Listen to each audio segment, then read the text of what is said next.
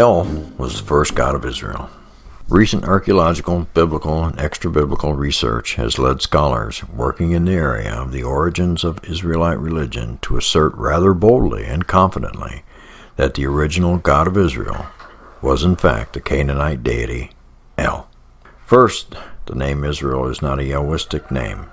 El is the name of the deity invoked by the name Israel, which translates, "May El preserve." This suggests that El was seen as the chief god in the formative years of Israel's religious practices. In fact, the story explaining the origin of the name Israel occurs in Genesis, where Jacob obtains this name through the blessings of El Shaddai. That means the El of the mountain, or as a later translation has it, the God of the breasts. Second, there exist numerous parallels and similarities between descriptions and cultic terminology used for El in the Canaanite text and those used for Yahweh in the biblical sources. At some point, it is suggested that the cultic worship of Yahweh must have absorbed that of El, because Yahweh assimilated both the imagery and epithets once used by El. Finally, there is a strong confirmation of this assimilation in the biblical record itself. In the oldest literary traditions of the Pentateuch, it is the El who regularly appears and not Yahweh, or it's Yahweh as El. The patriarchal narratives identify El as the deity to whom many of the early patriarchal shrines and altars were built. For example, we are informed in Genesis that Jacob builds an altar in the old cultic center of the north Shechem and dedicates it to El, the God of Israel. The textual tradition of this text comes from the Elohist. Ultimately, remembers a time when El was the patron god of Israel.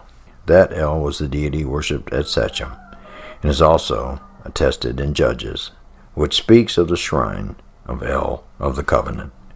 The god of the shrine of Bethel, which is literally translates the house of El, is additionally El.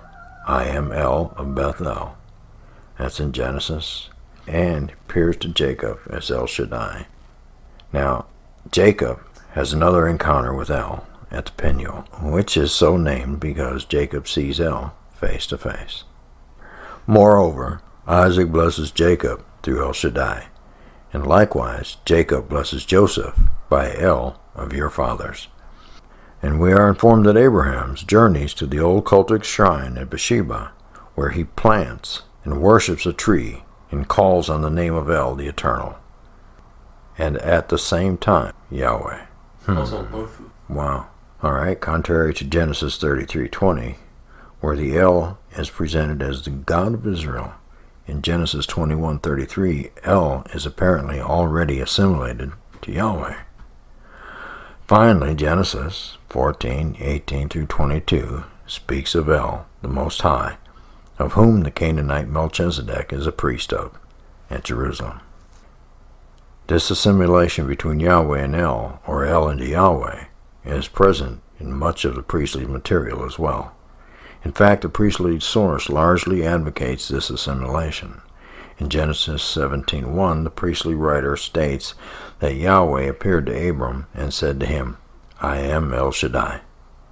And Exodus 6:2 and 3, in contradiction to the J source, has Yahweh assert, I am Yahweh, and I appeared to Abraham, to Isaac, and to Jacob as El Shaddai, and I was not known to them by the name Yahweh. Although the verse suggests that identification between Yahweh and El of the mountain, the verse also subtly recognizes an ancient distinction between the God of the patriarchs El and the God of the Mosaic era, Yahweh. So who was El, and why is he even mentioned in the Bible in the first place, let alone as the God of Israel in the older literary traditions of Genesis? Our knowledge of El predominantly comes from an invaluable corpus of tablets discovered in 1929 in the ancient city of Ugarit, a major city-state in the 2nd millennium BC, located on the northern coast of Syria. The Ugarit tablets are the best available witness to Canaanite religion and religious practices.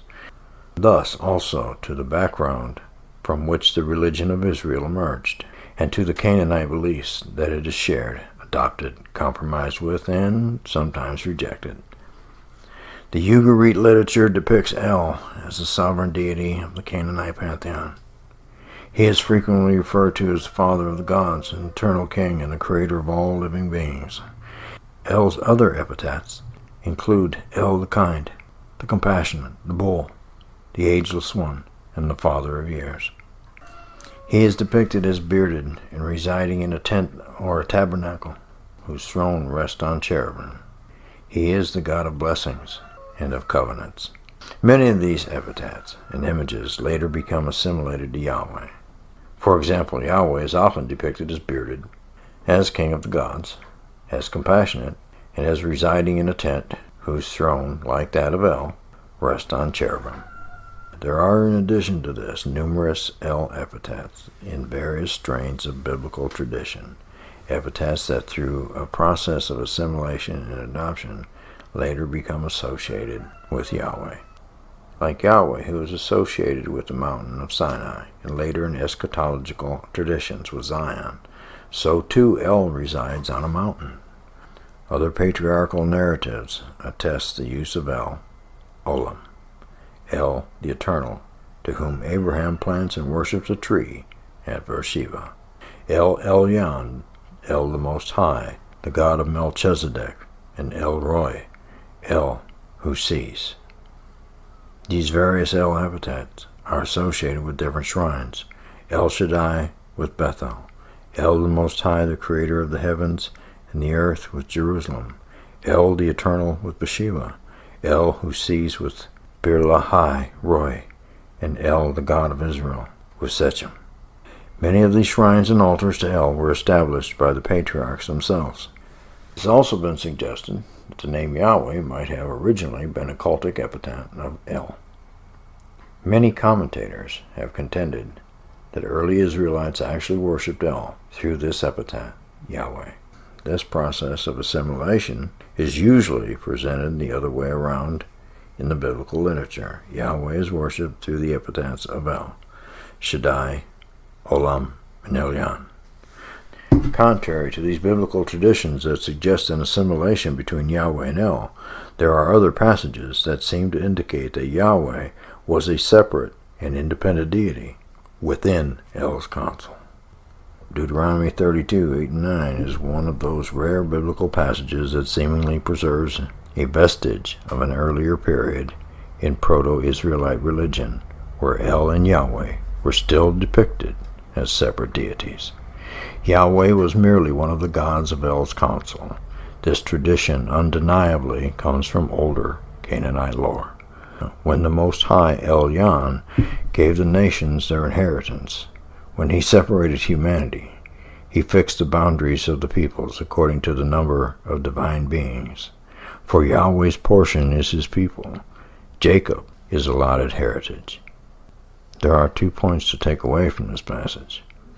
First, the passage presents an apparently older mythic theme that describes when the divine beings, that is, each deity in the divine council, were assigned and allotted their own nation. Israel was the nation that Yahweh received.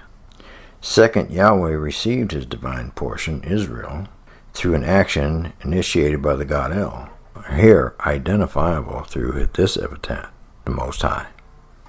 In other words, the passage depicts two gods. One, the Most High, El, is seen as assigning nations to the divine beings or gods. The Hebrew word is Elohim, plural, gods, in his council.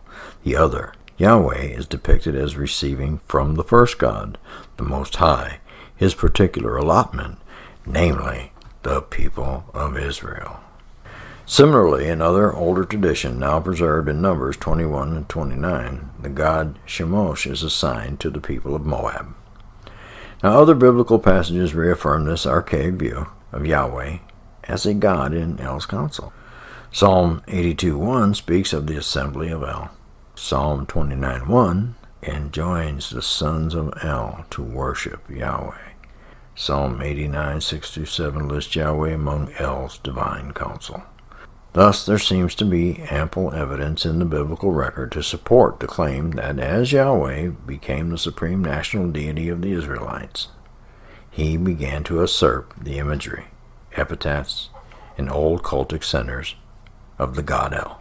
This process of assimilation even morphed in the linguistic meaning of the name El, which later came to mean simply God, so that Yahweh was then directly identified as El. Thus, Joshua 22:22, the God of gods, is Yahweh. Noteworthy also is the fact that unlike the god Baal, there is no polemic in the Bible against El and all the old cultic centers of El. Those in Jerusalem, Shechem, and Beersheba were later accredited to Yahweh. Since the large majority of patriarchal narratives that speak of shrines and altars to El are found in the northern kingdom, such as Bethel and Shechem, and on the other hand, many biblical texts seem to accredit Yahweh's origin to the southern, the Negev.